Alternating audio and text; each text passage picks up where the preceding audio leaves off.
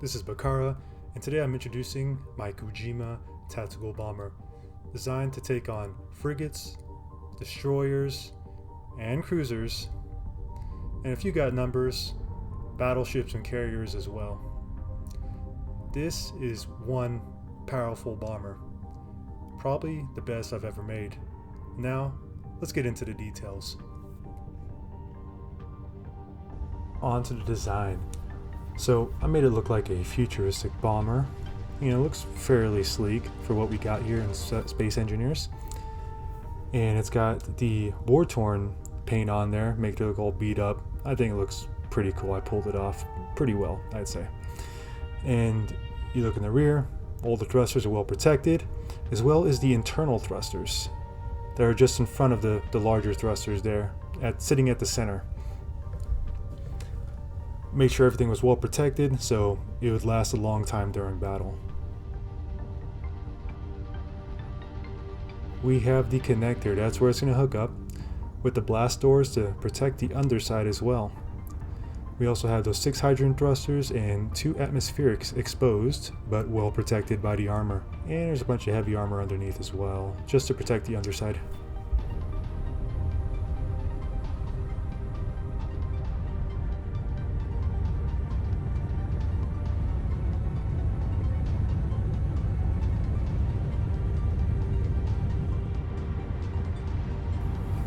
As you may know, this being a bomber, it's not the most maneuverable, especially since I put all the most of the thrusters are internal. I had to make some sacrifices, and don't think you'll be able to dogfight with this thing. It is not a dogfighter. And in this clip here, I'm showing you the peak of its abilities. That's the max what you can be pushing. And if you put a bunch of weight on there, you put your ice for the O2H2, and ammo and all that, it's going to be weighing it down even more. So when you're in the atmosphere, you got to think about how much you can actually carry, relative to the planetary gravity.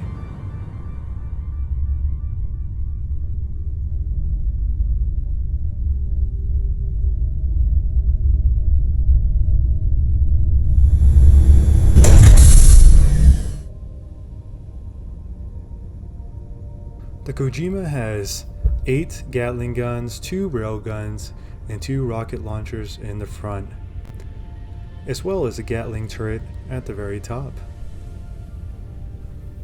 Now on to the primary armament of the Kujima, that being the 6 Kinet Hex missiles and the 2 Impaler 1 anti-ship missiles that are on the side.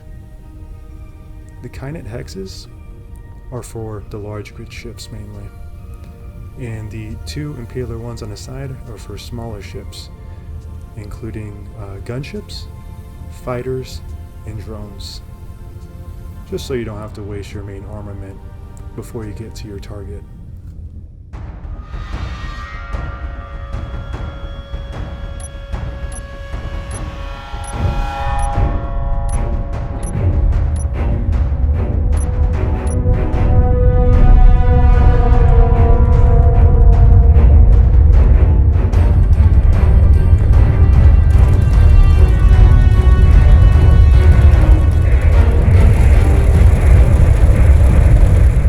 At this point, you are probably wondering, how do I use a Kujima? And I'm going to show you just that. Let's get started. Let's get in the cockpit, start her up. Okay, so on the first row, we have the Gatling gun, the rail gun, forward-facing camera, and you have those 4 icons total, for the programmable block. So 4 is for lock on. Let me show you. Searching for target. There's no target in front of us, so it's not going to lock on. When it has found the target, it'll tell you it's been locked. Alright. You also press it again to break lock. The next one is to fire. The next 2 are to fire a missile. Now, 5 will fire the Kinet Hex missiles. Those are the inner 6. The number 6 one will fire the Impaler 1 anti-ship missiles. Okay.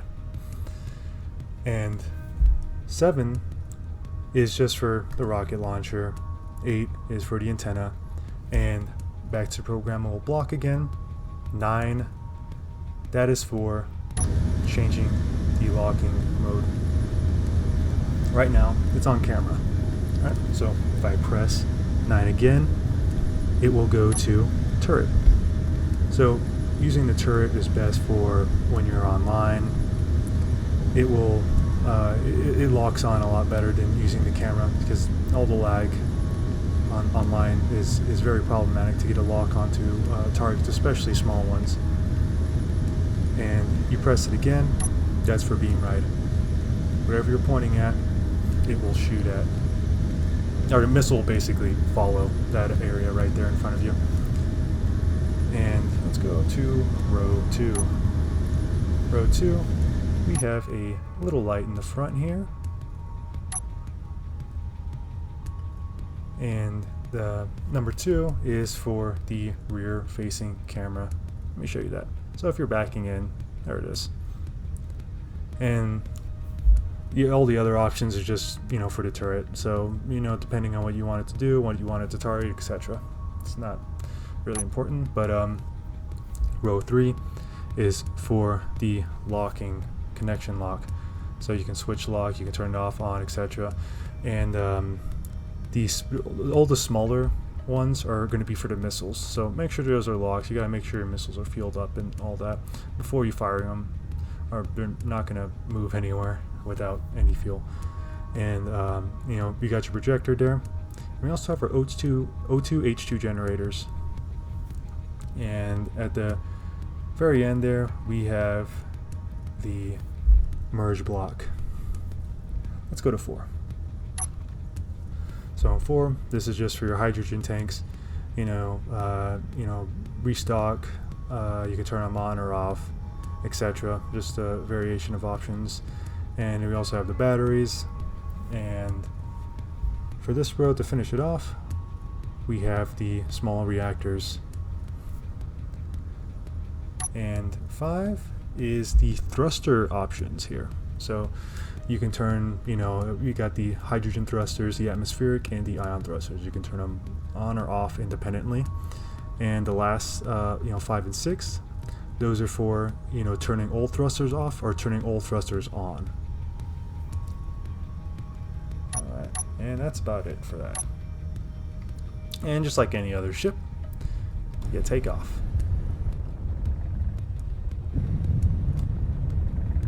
There you go. Hopefully everyone is able to understand that. I guess it can be a little complex with the programmable blocks, but you'll get used to it after a bit. And now onward. Alright guys, so that's a full overview of the Kujima tactical bomber. Tell me what you think. Tell me how you like it. And also, tell me how I can improve it as well. So I'm making a 3rd iteration of it. So we have the Blue Team Edition and the Space Pirate Edition, which is currently having trouble. But I'm also making a Mercenary Edition of it, which will be everything stripped out except what is needed. And I'm going to try to make it as cheap as possible while still making it durable and practical. So your feedback would be appreciated. And that's it. You guys have yourselves a good day.